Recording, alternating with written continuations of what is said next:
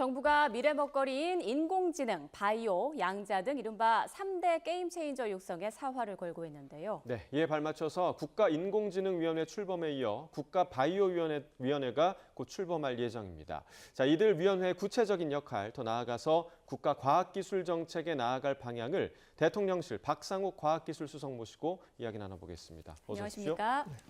네, 자리까지 나와주셔서 감사하고요.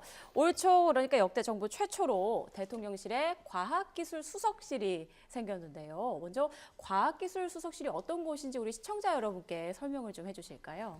네, 한마디로 과학기술수석실은 과학기술로 미래를 만들어가는 곳입니다. 과학기술 정책을 R&D부터 이공계 인재 양성 정책에 이르기까지 범부처 컨트롤타워 역할을 하고 있고요. 또 말씀하신 대로 인공지능, 첨단 바이오, 양자 기술의 3대 게임 체인저, 또 우주, 원자력, 수소 같은 국가 전략 기술 개발을 담당하고 있습니다. 또 최근에 기후환경비서관실이 과학기술수석실에 합류하게 되면서 탄소 중립 이행과 기후변화 대응까지 담당하고 있습니다. 예. 네, 자, 과학기술 정책의 범부처 컨트롤 타워다라고 소개를 해주셨는데, 그런데 한강 작가의 노벨문학상 수상 소식에 좀 마음이 무거워지셨다고 하는데 이건 어떤 얘기입니까?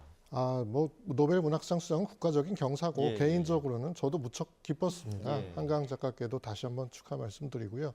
그런데 이제 당연히 국민들의 기대가 이제는 노벨 과학상이 나올 때가 되지 않았느냐 이런 기대가 더 높아질 것으로 생각이 됐기 때문에 담당 업무를 맡고 있는 수석으로서는 어깨가 굉장히 무거워졌습니다. 네, 그럼 아직 국내에서 과학 분야 노벨상 수상자가 나오지 못한 이유는 뭐라고 보고 계세요? 노벨 과학상은 기초과학 분야에서 어떤 큰 진보를 이루었거나 아니면 새로운 분야를 열어제낀 성과에 대해서 주어지는 상입니다. 그런데 우리나라는 기초과학 분야에 투자를 시작한 지가 30여 년밖에 되지 않았습니다.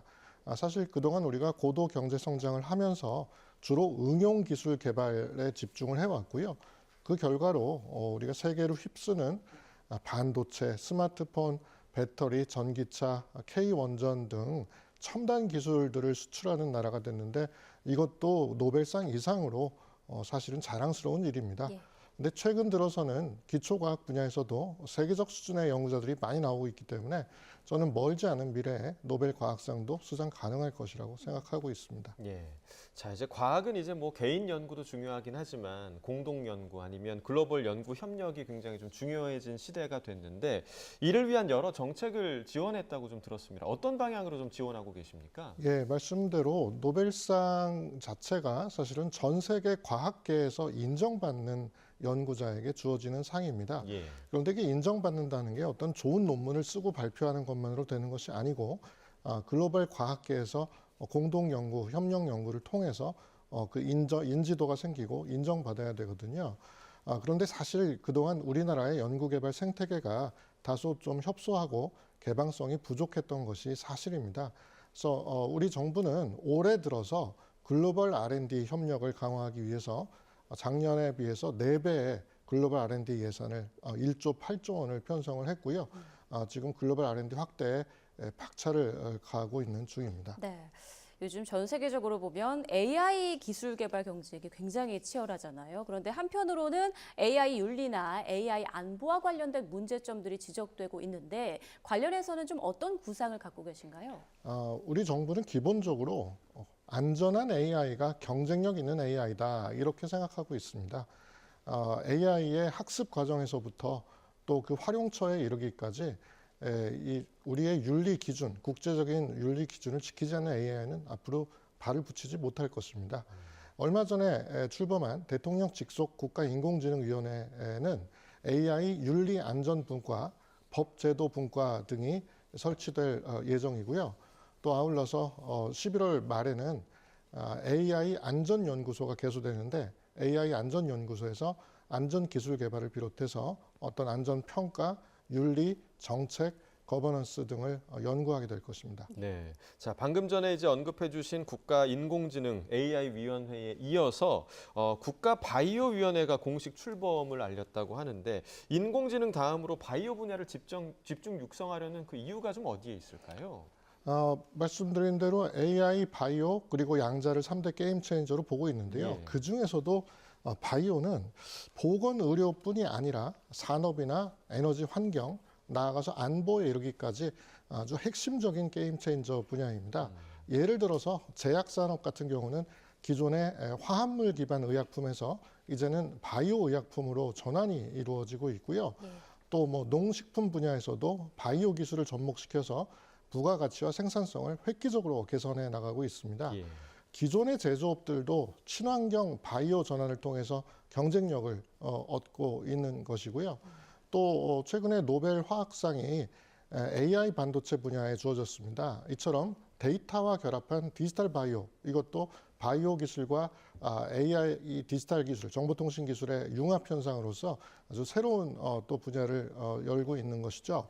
이처럼 바이오는 여러 부문에서 굉장히 그 혁신을 주도하고 있을 뿐 아니라 어쩌면 인공지능보다도 더 빨리, 오히려 더 빨리 우리의 생활에 다가오고 있기 때문에 정부로서는 반도체 이후에 차세대 어떤 먹거리로서 바이오에 주목할 수밖에 없는 것입니다. 예. 네, 바이오 분야의 중요성을 짚어주셨는데, 자 그렇다면 국가 바이오위원회에서는 구체적으로 어떤 일을 하게 되는 건가요? 네, 바로 지난 화요일 국가바이오위원회 설치 규정이 국무회의를 통과했고요.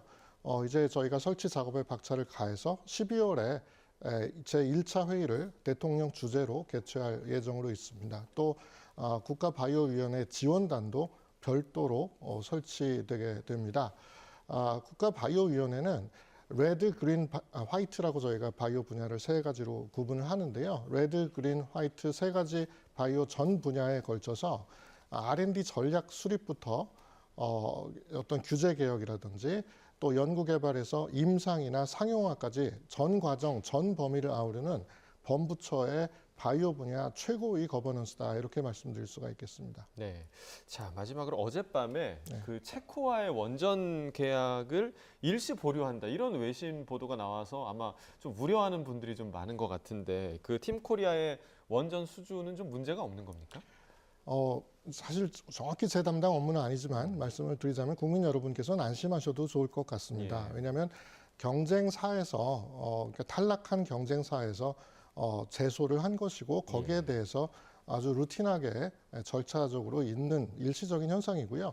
실제 계약, 본 계약의 진행의 과정에는 아무 문제가 없습니다. 그리고 제가 이번에 대통령 체코 순방을 수행해서 방문을 하고 왔는데 체코 현지에서 또 정부뿐 아니라 시민들이 한국과 원전 동맹을 넘어서 과학기술 전 분야의 첨단 기술 동맹으로 나가고자 하는 강한 의지를 느끼고 왔습니다. 네, 알겠습니다. 네, 지금까지 대통령실 박상욱 과학기술 수석과 함께 우리나라 과학의 미래와 방향에 대해서 좀 이야기를 나눠봤습니다. 오늘 나와주셔서 고맙습니다. 감사합니다.